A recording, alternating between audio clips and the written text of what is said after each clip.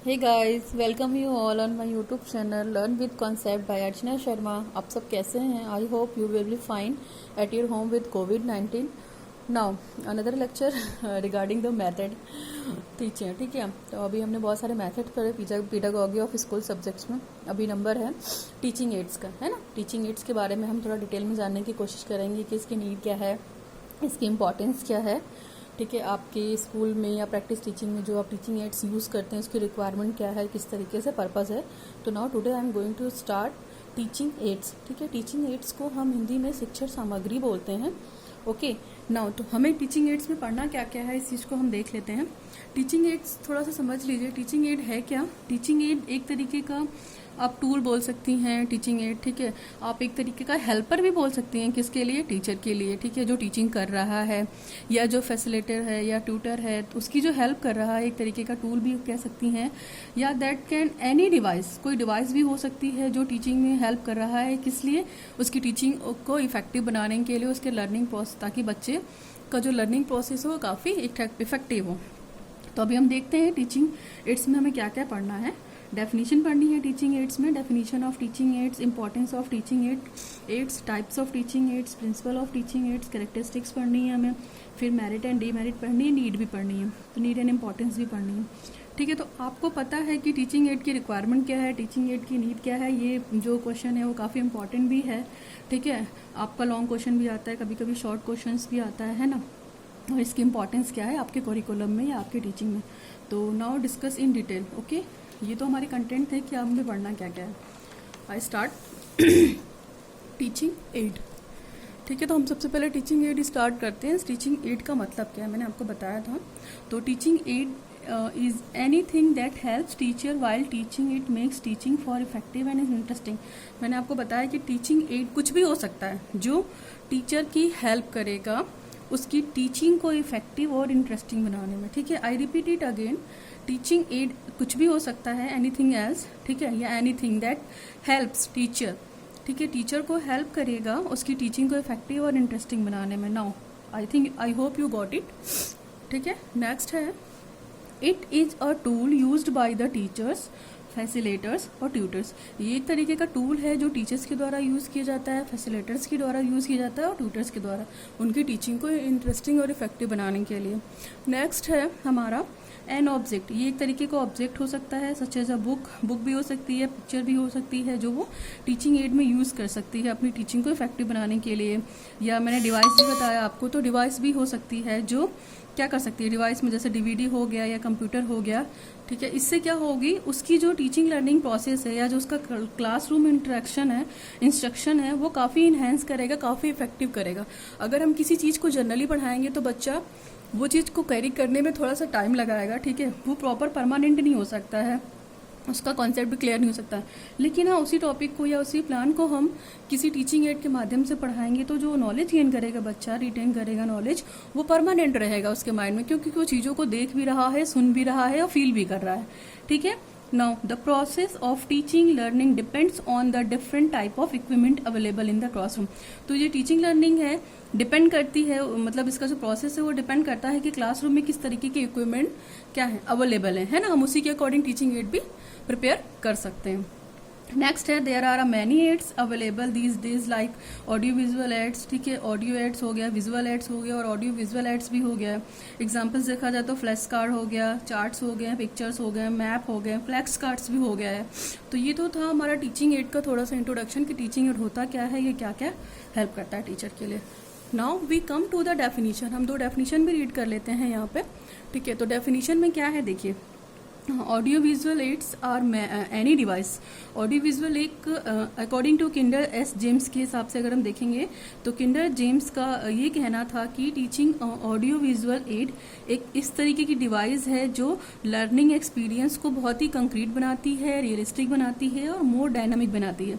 ठीक है, रियलिस्टिक का मतलब टीचिंग को रियल जैसा लगे वैसा पढ़ाती है ना, प्रैक्टिकल एक्सपीरियंस।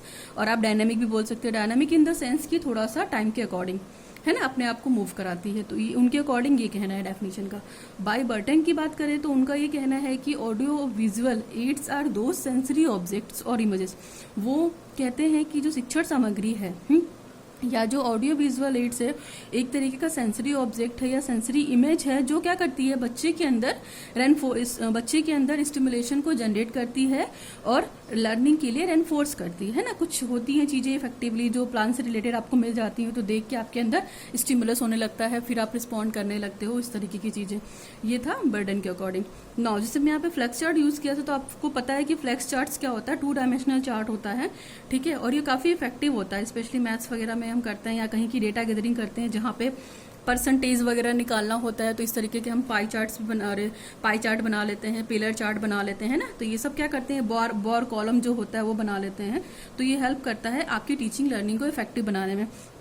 आप फ्लैक्स चार्ट्स के थ्रू पढ़ा सकते हैं, अच्छा पढ़ा सकते हैं। जहाँ पे परसेंटेज निकालना हो, आपको किसी एरिया के बारे में बताना हो कि कितना परसेंट एरिया रिकॉग्नाइज है और कितने परसेंट इस एरिया में ये बंदे हैं, और इस तरीके के examples. So there are the definition in teaching aids, ठीक है। Now we come to the teaching aids examples आपको पता ही होगा, well familiar who are doing the B ed या टीचिंग, जो भी टीचिंग प्रोसेस में है या जो भी पीपल टीचर है हमारे जो बीएड कर रहे हैं, जो इन ट्रेनिंग में है, उनको पता है कि इसकी क्या क्या इंपॉर्टेंस है ना। इसके बिना तो टीचिंग हमारी कुछ भी नहीं है। तो इसमें बहुत सारे एग्जाम्पल्स हैं, फटाफट देख लेते हैं। चॉक बोर्ड होता है, व्हाइट बोर्ड होता है, फ्लिप चार्ट्स होता है, sorry by mistake, flip charts, overhead projector जिसको OHP बोलते हैं, ठीक है। ट्रांसपेरेंसीज होती है, पावर पॉइंट स्लाइड्स होता है। इसमें क्या होता है, पावर पॉइंट प्रेजेंटेशन देनी होती है स्लाइड्स के थ्रू, ठीक है। फिर डेटा प्रोजेक्टर्स होता है, स्मार्ट बोर्ड होता है। Smart board in the sense कि उसमें बहुत सारे ऑप्शन होते हैं, डिजिटलाइजेशन की बात करते हैं, उसमें पेन और ये सारी चीजें बहुत अच्छे ऑप्शन होते हैं, आप है ना। कर्सिव का बहुत अच्छा ऑप्शन होता है, कुछ भी मतलब हिडन चीजें होती हैं फटाक से आप ड्रॉ भी कर सकते हो, इरेज भी कर सकते हो। अच्छा है डिजिटलाइजेशन के सेंस में स्मार्ट बोर्ड का वर्क बहुत अच्छा हो गया है, होना चाहिए। आपकी कह सकते हो आप एक तरीके से एडुटेक क्लासेस में, मतलब टेक्नोलॉजी की क्लास में ये चीज़ होनी चाहिए। ऑडियो टेप्स होता है, वीडियो टेप्स, DVD एक्सेट्रा। तो ये सारे एग्जाम्पल्स थे। अगर थोड़ा सा इस ट्रायंगल के थ्रू आप क्लैरिफाई कर सके तो देखिए क्या होता है, जैसे हमने हमारा लर्निंग एक्सपीरियंस था, ठीक है। फिर हमने ऑडियो विजुअल एड यूज़ किया तो बच्चों को क्या मिला, स्टिमुलस भी मिला, ठीक है। दोनों तरफ से स्टिमुलस भी मिला और उनको कॉन्सेप्ट जो हमने पढ़ाया वो क्लियर भी हो गया, ठीक है। हमारा लर्निंग एक्सपीरियंस बहुत इफेक्टिव हो गया। तो आप ये ट्रायंगल बना सकते हैं, इंपॉर्टेंट है, एक तरीके से कह सकते हैं ट्रायंगुलर, है ना। ट्रायंगुलर के थ्रू आप समझ सकते हैं कि ऑडियो विजुअल एड्स की कितनी इंपॉर्टेंस है। अगर हमारा लर्निंग एक्सपीरियंस अच्छा हो या वो हम जो पढ़ाना चाह रहे हैं वो थोड़ा तो क्लियर हो जाता है, कॉन्सेप्ट क्लियर हो जाता है, बच्चों को स्टिमुलस भी मिलता है। Now importance, we come to the importance की अगर हम बात करते हैं तो according to Joseph J Weber, ये हैं जोसेफ जे वेबर, इन्होंने बताया है कि विजुअल एड्स के थ्रू अगर हम पढ़ते हैं तो हमारे माइंड में 40% तक रिटेन रहता है ना। यानी कि चीज़ों को हम देख के पढ़ते हैं तो काफ़ी टाइम तक हमें याद रहता है। फिर हम जो चीज़ें सुनकर पढ़ते हैं वो 25% तक, यानी कि ऑडियो एड जो है वो 25% तक है। फिर टच करके जिन चीज़ों को याद रखते हैं वो 17% है, ठीक है। और 15% में हमारे अदर फिजिकल एक्सपीरियंस आ जाते हैं और 3% में टच एंड स्मेल आ जाते हैं। तो I hope are you understand.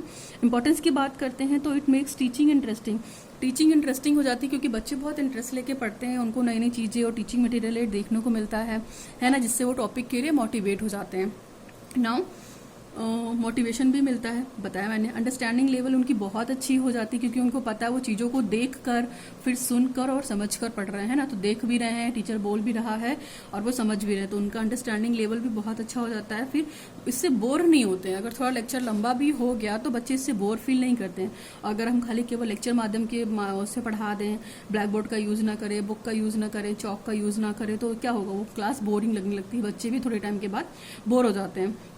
Teaching material के यूज़ से अगर देखा जाए तो जो स्टूडेंट की लर्निंग होती है वो काफ़ी इजी हो जाती है कम टाइम में, है ना। और कैप्चर अटेंशन का मतलब यहाँ पे कंसंट्रेशन से, है ना।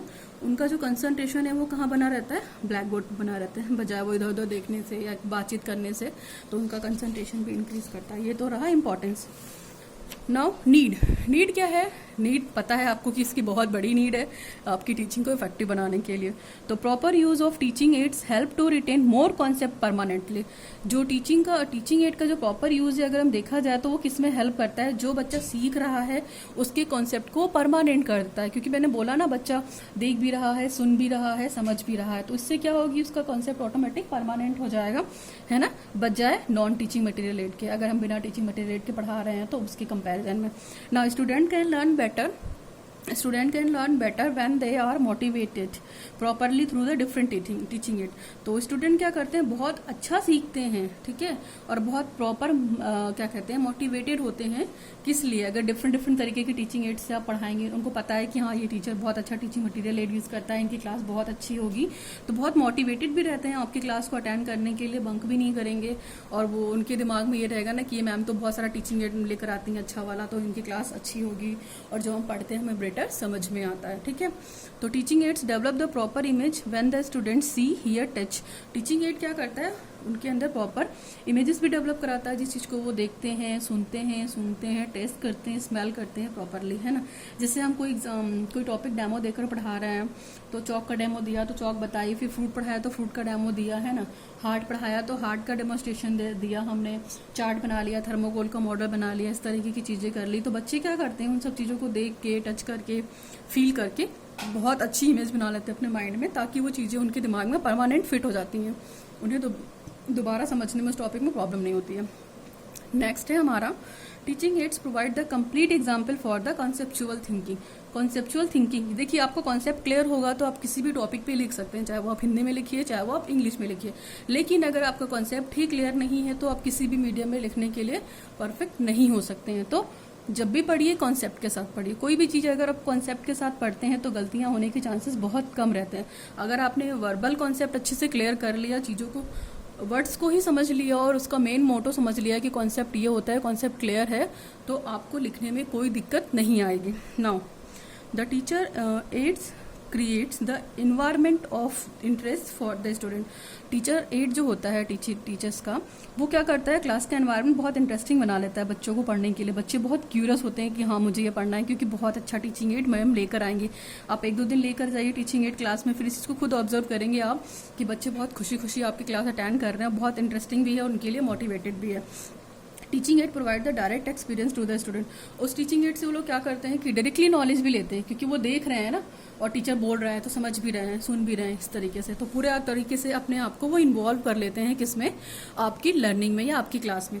नाउ ये तो रही नीड, यूजेज एंड इम्पोर्टेंस। अभी हम बात करते हैं कितने तरीके के टाइप्स होते हैं इसके। तो हम इन तीनों टाइप की स्टडी कर लेते हैं थोड़ा सा। टाइप्स, टीचिंग एड टाइप्स हैं ये, तो 3 तरीके का है। पहला है आपका विजुअल एड्स, दूसरा है ऑडियो एड्स, तीसरा है ऑडियो विजुअल एड्स, ठीक है। विजुअल एड्स की अगर हम बात करते हैं तो इसमें बहुत सारे एग्जाम्पल्स हैं, pictures, charts, map, bulletin board etcetera, ठीक है। ऑडियो एड्स की बात करते हैं तो radio, tape recorder, gramophone etcetera.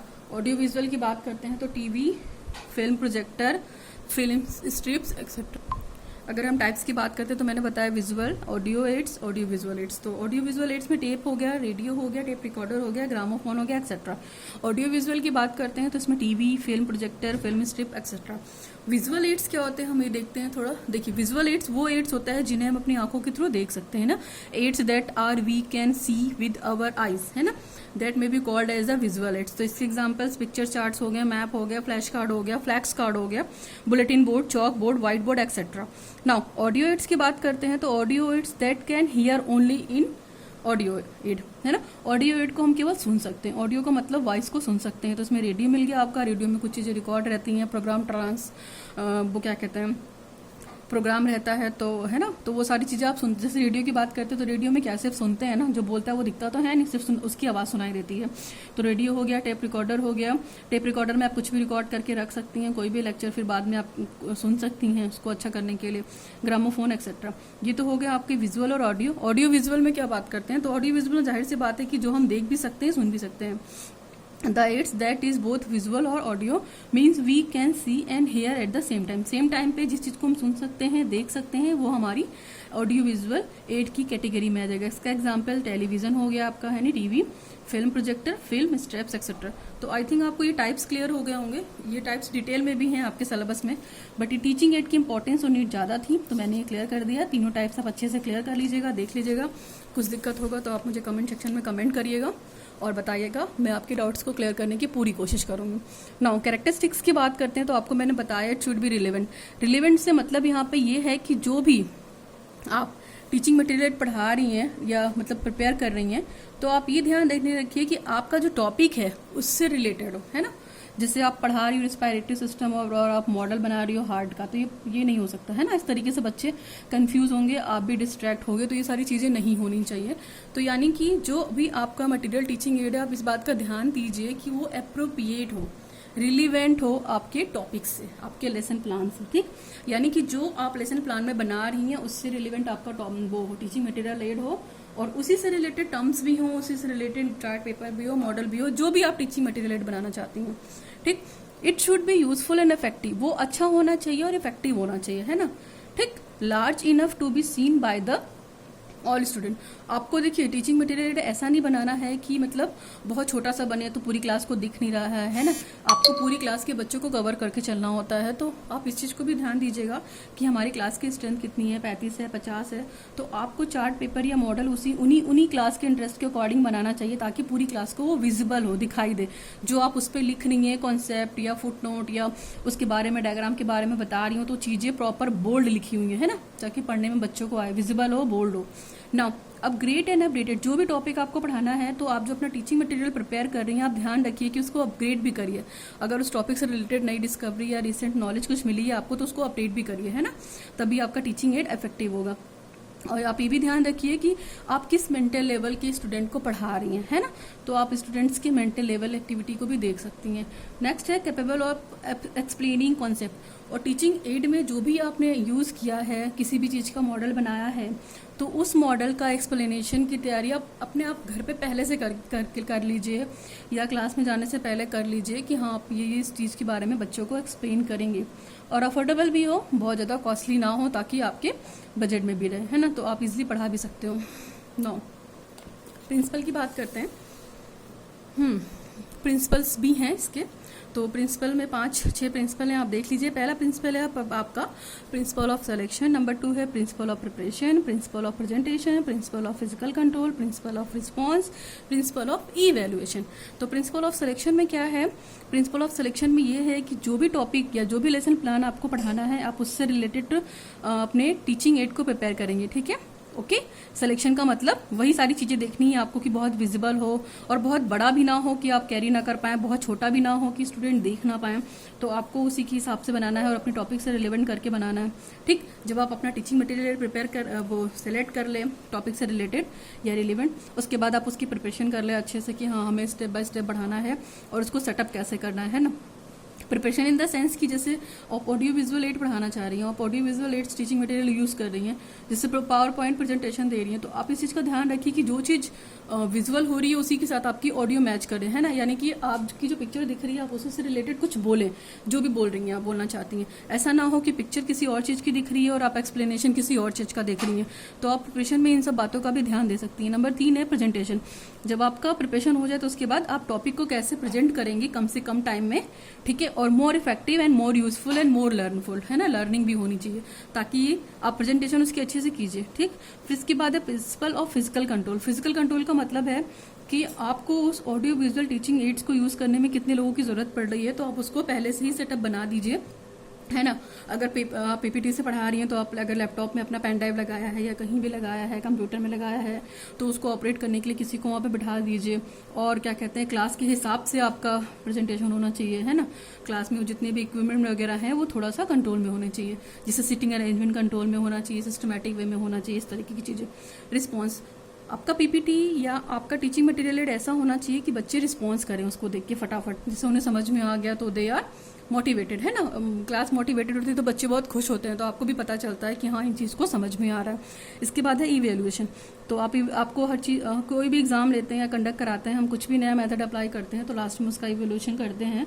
Evaluation में हमें अच्छी बातों के साथ साथ गलत चीज़ें भी पता चलती हैं। गलत यानी हमारे फॉल्ट हमें पता चलते हैं, तो अच्छी चीज़ों को हमें और अच्छा बनाना, अच्छी चीज़ें तो अच्छी होती हैं बट उसको और बेटर पढ़ाना है, इसके लिए हम इवोल्यूशन करते हैं। तो ये तो हमारा था प्रिंसिपल, मैंने डिटेल में बता दिया आपको, ठीक है। Now merit. मेरिट की अगर हम बात करते हैं तो मेरिट में क्या है, देखो मेरिट में सबसे पहला मोटिवेशन, मैंने आपको बताया ना कि बच्चे बहुत मोटिवेटेड होंगे। किस लिए मोटिवेटेड होंगे कि जो उनका टीचिंग मटेरियल एड है वो स्टूडेंट को सीखने के लिए बहुत बेटर एनवायरनमेंट देगा, है ना, उससे वो बहुत बेटर सीख सकते हैं। नेक्स्ट है क्लैरिफिकेशन, अगर वो टीचिंग मटेरियल एड के थ्रू कुछ भी पढ़ रहे हैं, कुछ भी सीख रहे हैं, तो उनका जो क्लैरिफिकेशन होगा सब्जेक्ट मैटर के थ्रू, ठीक है, जो भी उनका कॉन्सेप्ट होगा, उनका जो सब्जेक्ट मैटर होगा वो बहुत ही ईजिली क्लियरिफाई हो जाएगा, है ना, उन्हें डाउट्स की गुंजाइश नहीं रहेगी। क्यों? क्योंकि वो डेमो और टीचिंग मेथड के थ्रू पढ़ रहे हैं, टीचिंग एड के थ्रू पढ़ रहे हैं। डिस्करेजमेंट ऑफ क्रीमिंग, इसका मतलब ये है कि टीचिंग एड जो है, जो भी फैसिलिटेटर यूज कर रहा है वो प्रॉपर अंडरस्टैंडिंग हो रखता हो स्टूडेंट के बारे में, ठीक है, which discourage the act of cramming. Now next है increases the vocabulary, teaching aid use करना है तो हमारी हेल्प, हम बच्चों को हम क्या हेल्प हो सकती है टीचिंग एड को यूज करने से, उनकी वोकैबुलरी बढ़ सकती है बच्चों की, और वो बहुत इफेक्टिव हो सकती है ना, क्योंकि टीचिंग मटेरियल एड में या मॉडल या चार्ट कुछ भी हम बनाएंगे तो जो उसमें वर्ड्स आएंगे उनसे उनकी वोकैबुलरी इंक्रीज होगी, है ना, इसके रिगार्डिंग। फिर सेम टाइम एंड मनी, इससे आपका टाइम भी सेव होता है, मनी भी सेव होता है, क्योंकि आप एक बार में एक क्लास में बहुत अच्छे से पढ़ा सकते हो टीचिंग मटेरियल एड के थ्रू, है ना, उस टॉपिक को आप फिर दोबारा आपको पढ़ाने की जरूरत नहीं पड़ेगी, क्योंकि टीचिंग मटेरियल एड के बच्चे के थ्रू जो बच्चे समझेंगे उनको उसमें प्रॉब्लम ही नहीं होगी, सो बच्चे भी सेटिस्फाइड और टीचर भी satisfied. Classroom live and active, आप क्लासरूम को लाइव भी रख सकती है, लाइव इन द सेंस कि जो टॉपिक करंट टाइम में पढ़ा रहे हैं उसमें सारे बच्चे प्रेजेंट हो और एक्टिवली पार्टिसिपेट हो, तो यहाँ पे टीचर और स्टूडेंट दोनों का एक्टिवली पार्टिसिपेशन भी होता है, ठीक है, और डलनेस भी खत्म हो जाती है, डायरेक्ट एक्सपीरियंस भी, ठीक है। तो ये सारे क्या है, मोटिव्स हैं, आपके मेरिट हैं, एडवांटेज हैं टीचिंग मटेरियल को यूज करने का। Now ultimate last but not the least, demerit, limitation या ड्रॉबैक। तो ड्रॉबैक बहुत कम है इसके, हाँ बस ये हो सकता है कि जब आप इसको प्रिपेयर करते हैं तो टाइम आपका जाता है, आपकी चीज़ें वो होती हैं, वेस्ट होती हैं, टाइम वेस्ट होता है, टाइम टेकिंग होता है, आपको पीपीटी बनाना पड़ता है, फिर मॉडल बनाना पड़ता है ना, चार्ट्स वगैरह प्रिपेयर करना पड़ता है, तो आपका टाइम तो काफ़ी जाता है। बट ये है कि क्या कर सकता हूँ, स्पेस, और टीचिंग मटेरियल एड से पढ़ाने के लिए आपको क्लास में स्पेस चाहिए, तो आपको ये भी चेक करना पड़ेगा प्रॉपर कि मेरी क्लास उतनी बड़ी स्पेशियस है या नहीं है, हम उस क्लास में पढ़ा सकते हैं या किसी और क्लास को लेना पड़ेगा, हमें स्पेस की प्रॉब्लम आई तो, ठीक है। एक्सपेंसिव भी पड़ जाता है कभी कभी बनाना, थर्माकोल खरीदना, कलर खेलना और चार्ट पेपर खरीदना, इस तरह के, है ना, तो आप हर टॉपिक को टीचिंग मटेरियल एड से नहीं पढ़ा सकते हैं, ठीक। पढ़ाना देखिए अच्छी बात है, लेकिन ना ये है कि जैसे अगर क्लास में हमें एक महीने में 30 टॉपिक पढ़ाने हैं, ठीक है, एक महीने में 30 कंटेंट अगर लेके चलना है, 30 टॉपिक लेके चलना है, तो हम उन 30 टॉपिक को टीचिंग मटेरियल एड की हेल्प से नहीं पढ़ा सकते, है ना, हमारे लिए भी अफोर्डेबल नहीं होगा, स्पेस प्रॉब्लम होगा, टाइम प्रॉब्लम होगा, टाइम कंज्यूमिंग होगा, टाइम टेकिंग होगा, लेंदी हो जाएगा, है ना, और फिर नेक्स्ट डिस्ट्रैक्शन हो जाएगा।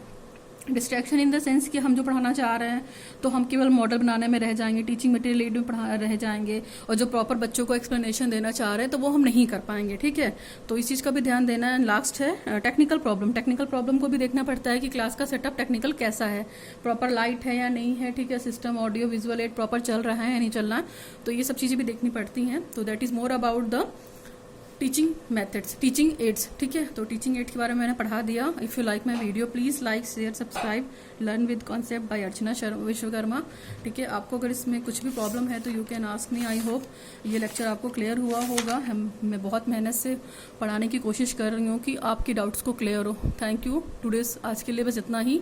Thanks for watching the video.